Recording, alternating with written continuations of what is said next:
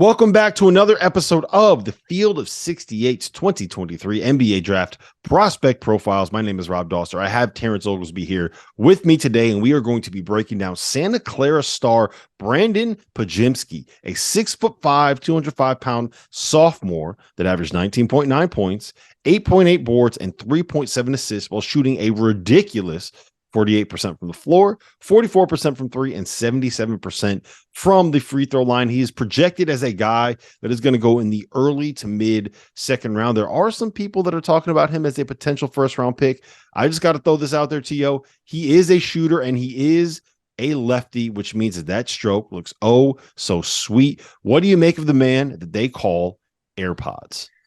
Man, I look at AirPods or Brandin Podziemski as somebody who can really shoot the rock. One. Two, I look at him as somebody like a Dante DiVincenzo. Like, is he a great athlete? No, but he's a good enough athlete if he's smart about it to defend at the NBA level. He's got good size, 6'5", 205 pounds. He's a quality second ball handler that can be on your roster, that can come off of some zoom action, some dribble handoffs, some things like that, and make decisions. And to be honest with you, I was surprised with his playmaking, especially whenever he was able to get into the lane and fan out to shooters or hit roll guys. He had some pretty good 4s and 5s that he was playing with at Santa Clara that were really good finishers that are going to be some nice players at the European level. That all being said, he put them in good spots, and he just has a good feel for the game. And when he's shooting 43.8% from three, you got to have something to combat that too. Whenever teams come out at you, good cutter away from the basketball, not afraid to go back door and make decisions. And he's got this little weird push shot floater that finds ways to get in the hoop. He's a scorer first, but that all being said, the way the NBA game is played now, if they're running dribble handoffs and zooms and euros and some of these different actions on the sidelines, he's somebody that needs a little bit of help getting some space. But once he gets space, he is a quality decision maker and has the ability to score. I like Podziemski because of that ability to shoot the basketball, but underrated in terms of his ability to create, and throw in the fact that dude can board. Dude can board. 6'5", 205, over almost 9 rebounds a game, led the West Coast Conference in rebounding, co-player of the year in that league along with Drew Timme. This is a guy that's under the radar, but could end up sticking on an NBA roster because he shoots the basketball so well. He is such a good offensive player, such a high IQ offensive player that just kind of understands how to take advantage of angles, to take advantage of getting people off balance. Like he's not going to blow anybody away with his athleticism, right? Like, no, but good leverage guy. Good leverage guy. You probably don't want to, look at his vertical score when it comes to the NBA combine. You don't want to look at like his shuttle run, any of that stuff. But he knows how to get people off balance. He knows how to be able to kind of get that little space to be able to get that push up. Like, he's really good when it comes to those runners in the lane and those floaters and hidden pull-ups off the dribble. He is a much better passer than I realized. Like, if you go through and you watch his assists on Synergy, like, he makes some really high level reads out of ball screens. I don't know how many of them he's going to be able to make when it comes to the NBA, but to me, he just looks like a guy that's going to stick because of his ability to score. My question, and I don't know if you have an opinion on this, is what will he be as kind of a help rotational defender? Because you're never going to put him on another team's best offensive weapon, right? Like, that's not who he is. The question is, can you avoid having him be a liability in rotation, a liability if he gets caught on a switch? Will he be good enough to be able to not be a net zero when it comes to the defensive end? Yeah, I think he's going to have to be extremely smart about it, one, and he's really going to have to embrace, like, hey, they're not going to put me on KD. They're going to put me on somebody else on the floor, but I'm going to have to be able to guard Landry Shamet, who's coming off the bench and doing some of these things. Like, he's going to have to be that rotational piece, understand scouting reports. He's really going to have to dive in those things. He's not going to win a gold medal at the Underwear Olympics, to go along with what you said. Like, he's just not. Like, is he going to have a 40-inch vertical? Did you just say the Underwear Olympics? Yeah, Underwear Olympics, when it comes to the combine and jumping and running and all that stuff. Like, they call it Underwear Olympics at football.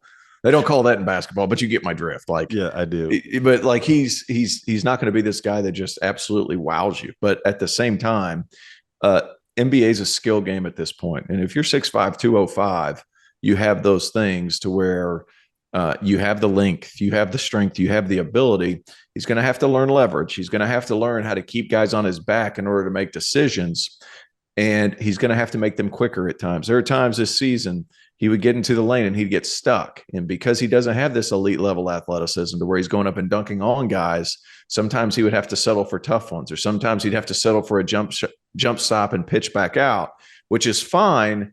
That all being said, he's going to have to learn some of these things more so in the half court. But when Santa Clara is off and running and they're playing with pace, which was much more like the NBA game is, he was really, really good. And especially making decisions in some of these semi-break situations. I thought he was a guy that, because he has a specialty, and because those other things are pretty good, and on top of that, he rebounds so well, he's a guy that could find a place. He could find a home at the NBA level simply because he shoots the ball so well. Our partner for today's episode is Athletic Greens. I started taking AG1 during the college basketball season, and I loved the impact that it had on my energy levels. I'm a big coffee in the morning guy, but by the time that the afternoon would hit, I needed another boost. AG1 helped me tremendously, especially on those days when I didn't want to get up off the couch and go hit the gym. Their tagline is AG1 is comprehensive health and the power of habit in one. And man, that could not be more true. It's nearly impossible to eat and drink in a healthy manner in the month of February and the month of March when you are in my business. And AG1 was exactly the supplement that I needed to improve my gut health and cover my nutritional basis for the day. I've continued that into April. I've continued that into May, and I'm going to continue that the rest of the summer. All I have to do is mix a scoop of AG1 with some water, or maybe add it into a smoothie, and I'm ready to go. Do it after lunch, and you'll be ready to go for the rest of the day. If a comprehensive solution is what you need from your supplement routine, then Athletic Greens is giving you a free 1-year supply of vitamin D and 5 free travel packs with your first purchase. Go to athleticgreens.com/field68. That's field 68 FIELD, the number 6, the number 8, and you can get yours now. So check it out and help support this show. Thanks. Yeah, this is going to be a little bit of a weird comparison because they play different positions. But when you watch someone like a George Niang have success at the NBA level, right? He is a guy that is an elite offensive weapon, a high IQ player that managed to make himself good enough on the defensive end of the floor to be able to step in and play a role and be enough of an offensive weapon and not a liability defensively that he just found a spot, found a job, and kept himself in the NBA. He's been there for 8 years now. I don't know how many people thought he was going to be an 8-year pro when he came out of Iowa State. It's a little bit different for Podziemski because he's playing a different position. He's going to have to guard guards more than he is going to have to guard forwards, but it's that same kind of thing, right? Be good enough on the defensive end of the floor that you can kind of hold your own, and then be a weapon offensively that spaces the floor and creates room for the stars to be able to go make something happen. Yeah, a bench option that thrives when the ball moves. It's a secondary guy. And we talked about a place like the Phoenix Suns that needs room for Book to operate, that needs room for Kevin Durant to operate. There's going to be times where that's where his shooting provides value. Now, where he lands, again, that's the biggest thing. Whenever you're talking about, I'm not sure where he's projected, but because he shoots the ball so well, I'd assume somewhere in the late to mid 40s, just depending on which team falls in love with him. But teams need shooting. Teams need guys like him, and throw in the fact that he rebounds really well and does other things besides just shoot. It only adds to his value. Can he be that scouting report guru that the team needs him to be? I think that's his turning point. And quite frankly, only played 70 minutes at Illinois. He was at Illinois prior to. Well, that's what I was going to ask you. Is he had all the success in a league that does not have as many high-level athletes as the Big Ten does. When he played in the Big Ten, he averaged 1.4 points and could barely get off the bench. How about this? He had more points in his first game at Santa Clara than he did in an entire season at Illinois. Does that concern you that he couldn't find a way to make it work at Illinois? No, it doesn't. It doesn't. He has a skill set. That's the big thing. Now, hitting shots at the NBA level, that's the big differentiator. And to be honest with you, the Big Ten plays so slow. There's nothing that is the same as the NBA level. Like you want to go somewhere that's not conducive to NBA play, go to the Big Ten. So like now he's playing in the West Coast Conference a little bit faster, a little bit more free flowing. Not a great conference, but at the same time, they've got a couple of teams that are pretty good. And I feel like because if that ball's moving, that's where he thrives.